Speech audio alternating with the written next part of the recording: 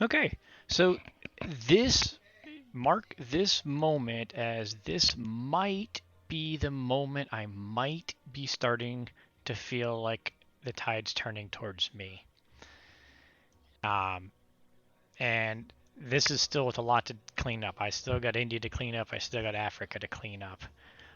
But the significant turns of events, Pacific is now dead zoned, all right, for fleet. So now my Americans can start working. We're gonna have to worry about him building Japan Air, but he's only got one plane to start with right now, and I've already got two destroyers, a carrier, and three fighters in the area. So we're just gonna be building off of that and growing off of that. So we should be able to develop this pretty rapidly now, hopefully.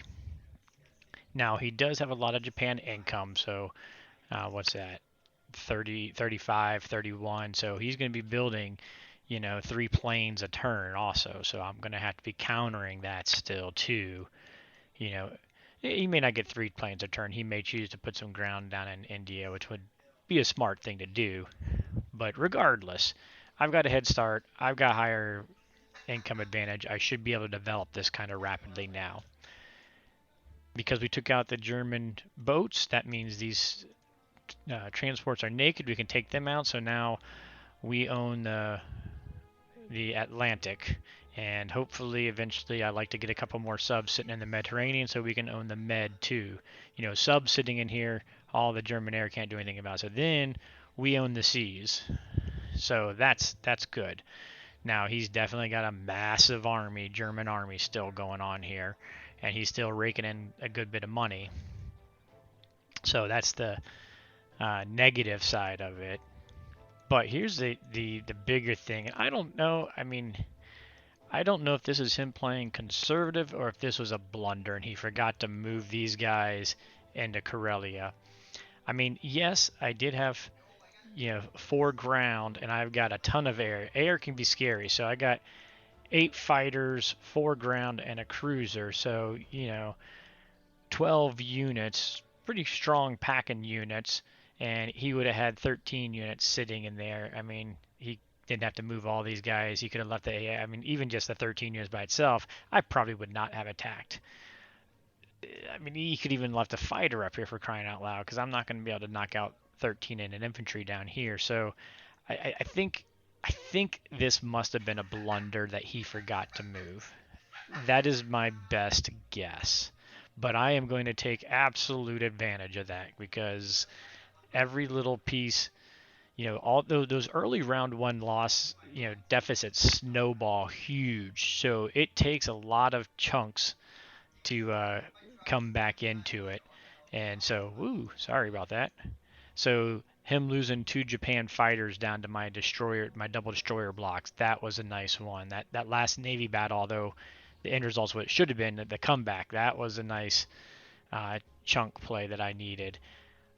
So we're starting to get a couple chunk plays for me, and so this is one more chunk that I needed, and this might be the one because now if I do nothing, which I'm actually considering maybe doing something here, but if I do nothing, he cannot take me out on G10 because these guys are offset and he's not going to be able to build in Karelia next time, assuming I take it like I plan to. Then G11's off the board. And then these 11 troops can go 10, 11, and maybe 12. So now we're back to G12. So here, when we thought Russia was just going to crumble in the beginning, we're hanging in there. Now, I like to think some of it was my play. I will admit some of it, he didn't play Germany necessarily the way I would have played it. Some of it's because, you couldn't ignore the fact that he had this Africa chance, and so he had to divert units in order to take Africa. So this is, pulling him in what, 4, 5, 6, 7, 8, 9, 10 units or so.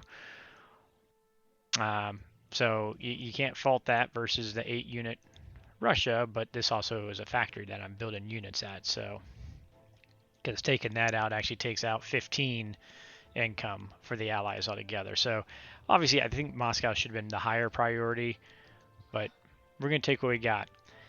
Because of this gap, and because the UK is feeling the press of not having much money, I'm actually going to cut back to only building one fighter this turn. And we're not even going to be able to get this fighter in on UK 10 to help with G11, but that's okay because I still got a 30% hold on 11. So I'm okay with that because we're gonna enter the Baltic.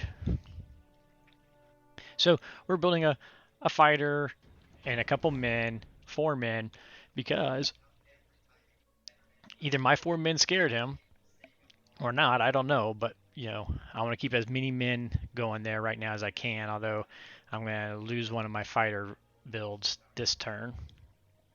But hey, like I said, Moscow's lived long beyond what I expected it to, so I'm okay with this. Ah, dang it. Sorry my computer's so skippy on me. So let's get the basics out of the way first off. Those are no-brainers. Let's get those off the board.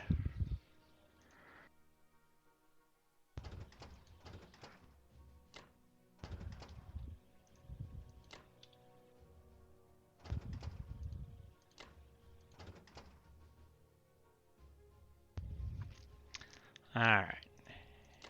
And we want to hit him. These guys can go 1, 2, 3. They can't go 4. So these two have to be going on that guy. I got 5 more planes I can split between these guys.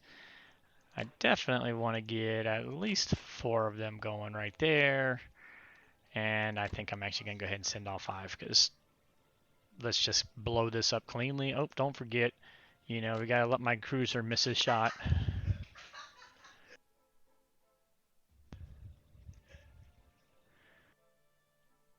Let's take a look at Africa for a moment here. I hadn't actually thought about this yet.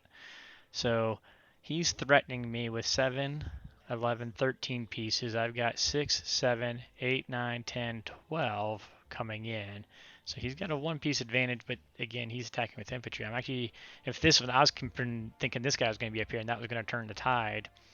I also got this fighter here that can go 1, 2, 3, 4.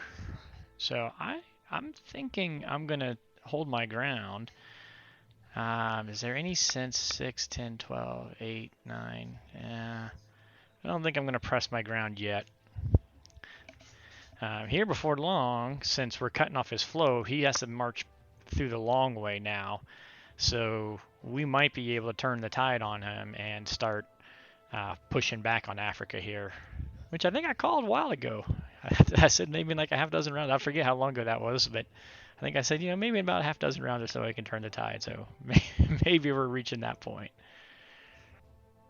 All right, I think that's everybody attacking.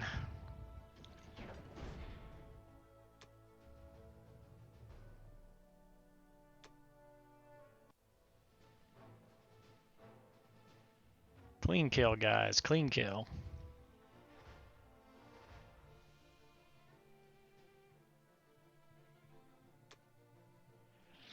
There we go. There's our good missed cruiser shot. Oh, come on. Give me my 2 hits. Thank you. Whew. And 2 misses. Awesome. Chunk plays. Chunk plays. These are the chunk plays I needed.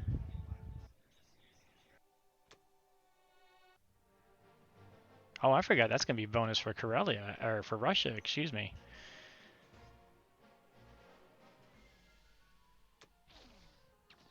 Oh, you fools.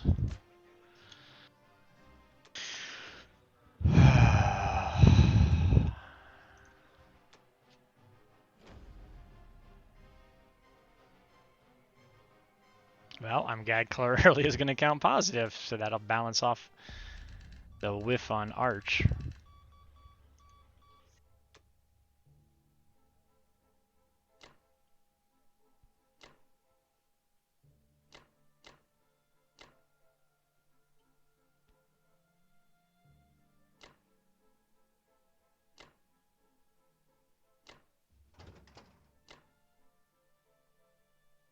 I'm just going to hold on to him. I don't think, he's been sitting here for this long.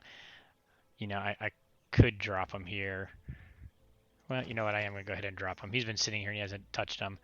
I mean, he could do an infantry 1, 2, 3, 2 fighters, but that's not a real smart battle anyways. And this gives me the chance where I can go back if I want, or and let them move forward, or I can grab these two guys to come double up and attack next turn, trying to move some units here. Which is most likely what I'm going to do. I'll give up that one if the 2 extra units plus the U.S. starting to come in background here can get me to move the stack and hold, and then start moving things around and start collecting. Alright. UK is starting to put a little pressure on even their poor selves.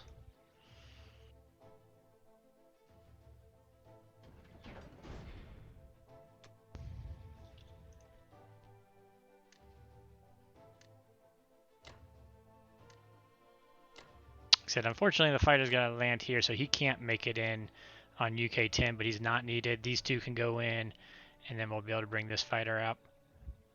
And we'll be able to slide our US in just a little bit in case we decide to go in there. We can move them over to help protect.